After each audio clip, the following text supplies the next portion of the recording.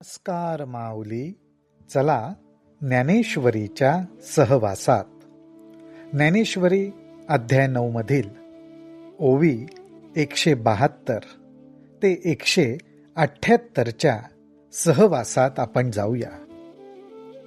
भगवंतांनी आत्तापर्यंत त्यांच्या सगुण स्वरूपाचा खरा साक्षात्कार करून न घेता, अर्थात त्या स्वरूपाबद्दलचं विपरीत ज्ञान आणि त्या ज्ञानाच्या आधारानेच खरं स्वरूप समजून घेण्याचा प्रयत्न हा कसा विफल होतो, त्याच्यात अज्ञानच कसं लपलेलं आहे ते दाखवलं.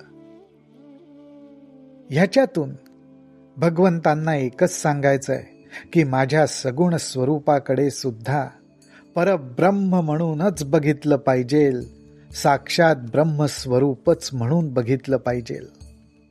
आणि माझ्या या सगुण रूपावर ज्यांचा विश्वास नाही, ज्यांची श्रद्धा नाही, ज्यांची भक्ती नाही, आणि जे ह्या सगुण रूपाकडे केवळ मनुष्य धर्माने, मनुष्य प्रकृतीला धरून, देहाला धरून ज्या काही गोष्टी आहेत, अशाच दृष्टीने जो फक्त माझ्या सगुण रूपाकडे बघतो, त्या अज्ञानी जीवाबद्दल भगवंत हे सांगतायत. माऊली हो, हे इथं लक्षात ठेवलं पाहिजे. सगुण रूप म्हणजे साक्षात परब्रह्म. ह्या भावनेनेच त्याची भक्ती करणं आवश्यक आहे. आता भगवंत पुढे काय म्हणतात ते बघूयात. ते म्हणतात, असा जो अज्ञान दृष्टी ठेवून माझ्या सगुण रूपाकडे केवळ एक मनुष्य प्राण्यासारखा आकार म्हणून बघतो, त्या बाबतीत आता भगवंत म्हणतात, या लागी जन्मलेची ते मोघ, जैसे वार्षिये विण मेघ, का मृगजळाचे तरंग दुरुनीची पाहावे. भगवंत म्हणतात, अहो, पावसाळ्याचा काही ऋतू नाही, परंतु आकाशात मात्र ढग आलेत. ते ढगांचं येणं ज्याप्रमाणे व्यर्थ असतं, कारण ते पाण्याचे ढग नसतात, त्या ढगांचा काय उपयोग सृष्टीला. किंवा मृगजळ मात्र छान दिसतंय, अर्थात मृगजळाच्या मुळे पाणी असल्याचा भास होतोय, ते तरंग बघण्याची मजा वाटते, परंतु ते मृगजळ ज्याप्रमाणे दुरूनच बघावे, मृगजळ ज्याप्रमाणे दुरूनच बघावे, त्याप्रमाणे भगवंताच्या सगुण रूपाकडे जे व्यर्थ म्हणून बघतात, मृगजळ असल्यासारखं बघतात, त्या लोकांचं जन्माला येणं व्यर्थच, असं ह्या ठिकाणी म्हटलंय. अथवा कोल्हेरीचे असी वार, ना तरी वोडंबरीचे अलंकार, की गंधर्व नगरीचे आवार आभासती का. अहो, ज्याप्रमाणे मातीचे घोडेस्वार दिसतात, आता ते मातीचेच घोडेस्वार ते कुठं जाणार उधळत, कुठं प्रवास करणार, काय त्याचा उपयोग, ते मातीचेच असतात. किंवा ना तरी वोडंबरीचे अलंकार, वोडंबरीचे म्हणजे एका विशेष विद्येच्या साह्याने अलंकार दाखवले जातात, परंतु ते खोटे असतात. की गंधर्व नगरीचे आवार आभासती का. किंवा ज्याप्रमाणे गंधर्व नगरी, अर्थात आकाशामध्ये काही वेळा ढगांची अशी रचना दिसते की जणू काही एखादं नगरच वसलेलं आहे की काय आभाळात, असा भास निर्माण होतो. पुढे अजून उपमा देतात. साबरी वाढीनल्या सरळा, वरी फळना आतू पोकळा, का स्तन जाले गळा शेळीये जैसे. निवडुंगाचं एक झाड, साबर, वाढीनल्या सरळा, सरळ सोट वाढतं, परंतु त्याला ना फळ ना आतून काही खोड. ते पोकळच असतं. अर्थात त्याचा कोणालाच काही उपयोग होत नाही. ज्याप्रमाणे शेळीच्या गळ्याला स्तन लोंबताना दिसतं, पण अहो त्या स्तनातून दुग्धपान काही करता येत नाही, तर त्या स्तनाचा उपयोग काय? तैसे मूर्खांचे तया जियाले. या उपमा कोणाला उद्देशून दिलेल्या आहेत?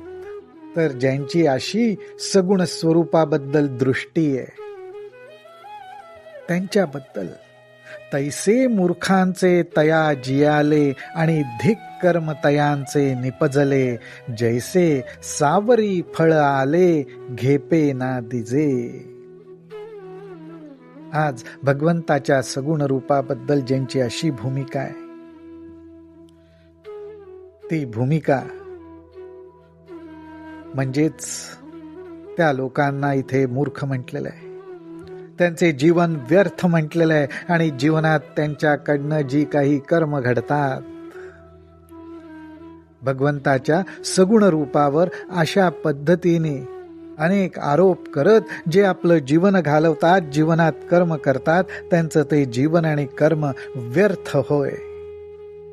ज्याप्रमाणे सावरीच्या झाडाला फळ जे येतं ते फळ घेताही येत नाही आणि देताही येत नाही, त्याप्रमाणे असे जे जीव जन्माला येतात त्यांच्याकडून कोणाला काही मिळत नाही आणि त्यांनाही कुठल्याही गोष्टीचा लाभ होत नाही, अर्थात त्यांचं जीवनही सार्थक होत नाही.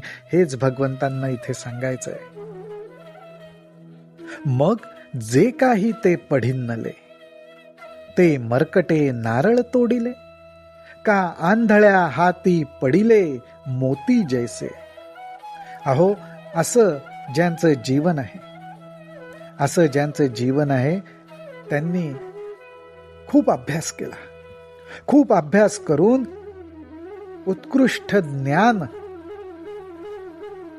ज्ञान संपादन केलंय, प्राप्त केलंय.